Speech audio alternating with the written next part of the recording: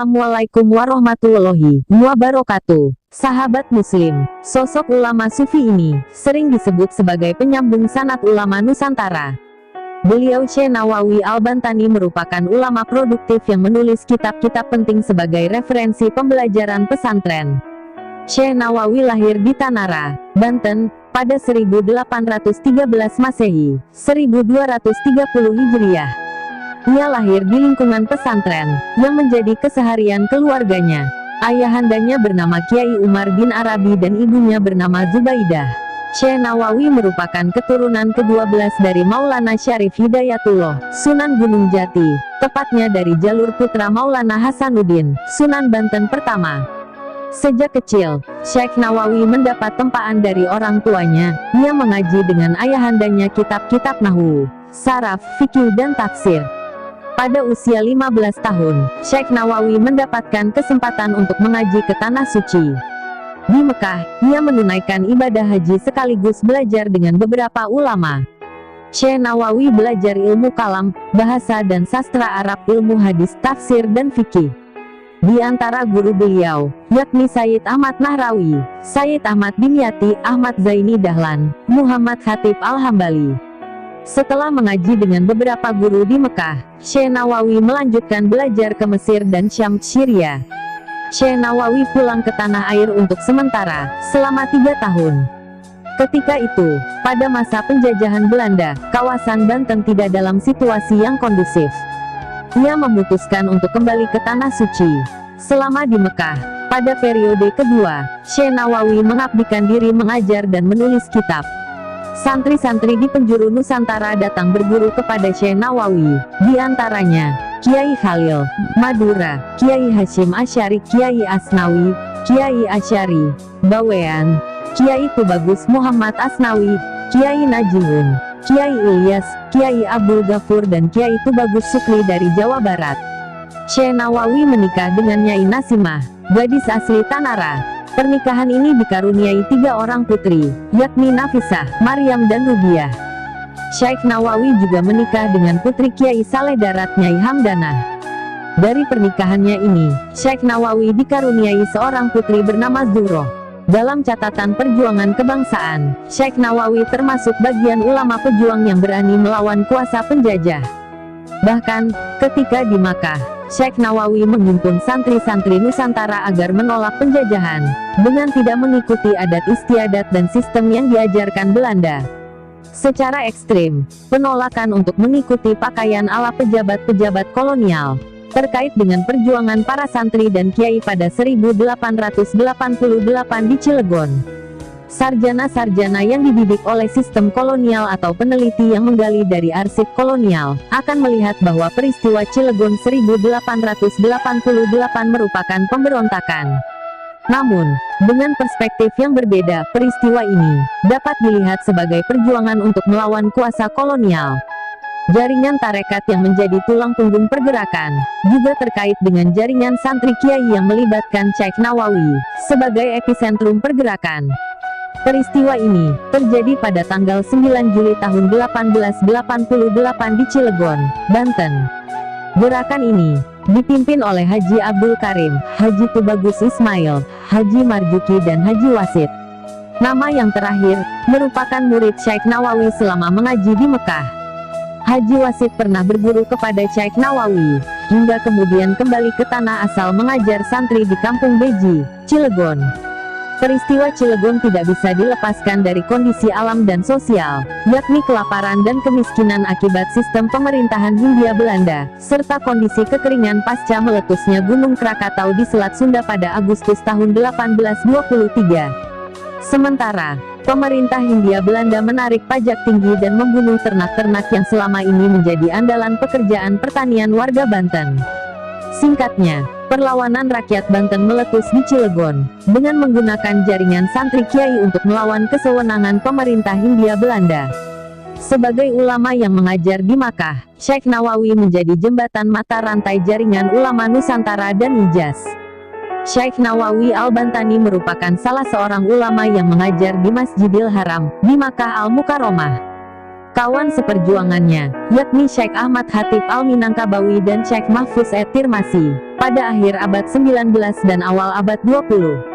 Dalam pemahaman tasawuf, Syekh Nawawi merupakan tokoh sufi beraliran Qadiriyah. Aliran ini mendasarkan pemahaman pada ajaran Syekh Abdul Qadir Al-Jailani, 561 Hijriah, 1166 Masehi. Pada ranah tasawuf, Syekh Nawawi menulis kitab Salalim Al-Fudola, yang didasarkan pada teks pelajaran tasawuf Hidayah Al-Azkiyah ila Tarik Al-Auliya karya Zain ad-Din Al-Malibari yang ditulis pada 914 Hijriah, 508 Masehi. Kitab ini sangat populer di pesantren-pesantren Tanah Jawa, bahkan disebut dalam rangkaian kisah Serat Centini. Kitab lain dalam bidang tasawuf, yakni Misbah Ad-Dulan, Alaman Hacalatan Fitabuhi Bil UKM, 1314 Hijriah. Syekh Nawawi merupakan penulis produktif dengan karya yang populer di komunitas pesantren Nusantara. Karya Syekh Nawawi tersebar dalam rumpun ilmu kalam, ilmu fikih, akhlak dan tasawuf, hingga tafsir. Dalam bidang ilmu kalam, Syekh Nawawi menulis kitab Fathul Majid, 1298 Hijriah, Tin Ad-Darari, 1301 Hijriah, Kasyafatus Syaya, 1292 Hijriah, An-Najatul Jadidah, 1303 Hijriah, Bazariyatul Yakin ala Umil Barahil, 1317 Hijriah, Ar-Risalah Al-Jamiyah Baina Usuluddin wal Fiqh wa Tasawuf, 1292 Hijriah, At-Simar Al-Yaniyah, 1299 Hijriah, Nur Ad-Dalam, 1329 Hijriah. Kitab-kitab beliau dalam bidang fikih masih menjadi pembahasan kalangan santri hingga kini. Di antaranya, At-Tauceh, 1314 Hijriah, Sulam Al-Munajat, 1297 Hijriah, Nihayatus Zain, 1297 Hijriah, Mirkat As-Su'ud At-Tasdik, 1297 Hijriah, Hukut Al-Lujain fi Bayani Hukuk Az-Zawjain, 1297 Hijriah, Kutul Habib Al-Gharib, 1301 Hijriah. Karya Syekh Nawawi dalam bidang tafsir berjudul At-Tafsir Al-Munir li Ma'alim Al-Tanzil, Tafsir Marah Labib. Dalam kitab-kitabnya, Syekh Nawawi sering mengaku sebagai pengikut Imam Al-Asy'ari Asy'ariyah, serta Imam Abu Mansur Al-Maturidi. Sebagai pengikut Asy'ari, Syekh Nawawi memperkenalkan konsep sifat-sifat Allah Subhanahu wa Ta'ala. Dengan demikian, seorang muslim harus mempercayai bahwa Allah memiliki sifat yang dapat diketahui dari perbuatannya, karena sifat Allah adalah perbuatannya. Untuk menjelaskan kepada pembaca awam, Syekh Nawawi membagi sifat Allah dalam 3 bagian, wajib, mustahil, dan mungkin. Dari penjabaran ini, sifat wajib merupakan sifat pasti yang melekat pada Allah dan mustahil tidak adanya. Sedangkan, sifat mustahil merupakan sifat yang pasti tidak melekat kepada Allah dan wajib tidak adanya. Sifat mungkin adalah sifat yang boleh ada dan boleh tidak ada pada Allah. Dari kitab-kitab yang ditulis Syekh Nawawi, terlihat bahwa beliau berhasil memperkenalkan teologi Asy'ari dalam sistem pemikiran kaum muslim negeri ini, terutama transmisi pengetahuan melalui komunitas pesantren. Syekh Nawawi juga membahas tentang dalil nakli dan akli, yang menurut beliau harus digunakan bersama-sama. Jika terjadi pertentangan di antara keduanya, maka dalil nakli harus didahulukan. Menurut Syekh Nawawi, menjadi kewajiban seorang muslim untuk memahami keesaan Allah dengan memahami dalil-dalil yang menjadi petunjuk keberadaan dan kemahabesaran Sang Khalik. Bagi Syekh Nawawi, pemikiran-pemikiran dalam bidang tasawuf yang disampaikan dalam karya-karyanya, berakar dari telaah sekaligus petualangan batinnya.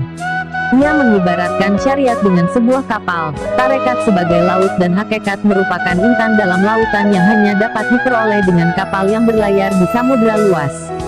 Menurut Syekh Nawawi, syariat dan tarekat merupakan awal perjalanan seorang sufi, sementara hakikat merupakan hasil dari syariat dan tarekat. Dengan demikian, Syekh Nawawi menilai bahwa laku tarekat menjadi jembatan menuju hakikat, asalkan tidak bertentangan dengan syariat. Pemikiran Syekh Nawawi agak berbeda dengan beberapa sufi Nusantara, semisal Hamzah Fansuri, Nuruddin Ar-Raniri dan Abdur Rauf As-Singkili. Syekh Nawawi lebih dekat pada pemahaman tasawuf Imam Al-Ghazali dalam memandang sinergi tarekat, syariat dan hakikat. Dalam catatannya tentang fikih dan tasawuf, terutama dalam kitab Salalim Al-Fudala, Syekh Nawawi terlihat sebagai Imam Al-Ghazali di era abad 20. Menurut Syekh Nawawi, ilmu lahiriah dapat diperoleh langsung dengan proses ta'alum, berguru, dan tadarus belajar, sehingga mencapai derajat alim. Sedangkan ilmu batin diperoleh melalui proses zikir, muraqabah dan musyahadah sehingga mendapatkan derajat arif. Dalam pandangan Syekh Nawawi, seorang muslim yang abid tidak hanya menjadi alim dengan menguasai ilmu-ilmu lahiriah, namun juga mengasah kepekaan batin dengan menyingkap rahasia spiritual.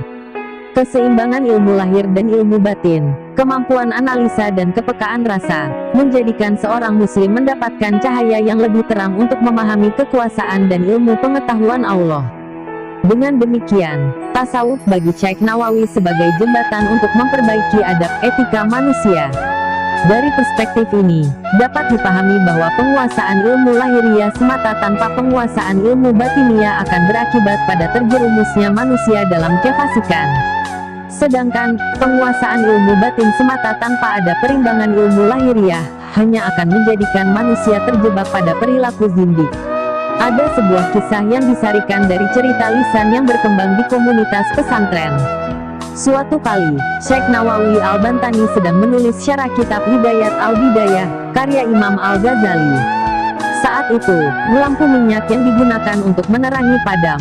Padahal ketika itu beliau sedang menaiki unta. Sungguh ketekunan dan kesungguhan tiada taraf menggambarkan betapa Syekh Nawawi tidak menyia-nyiakan waktu dalam menulis.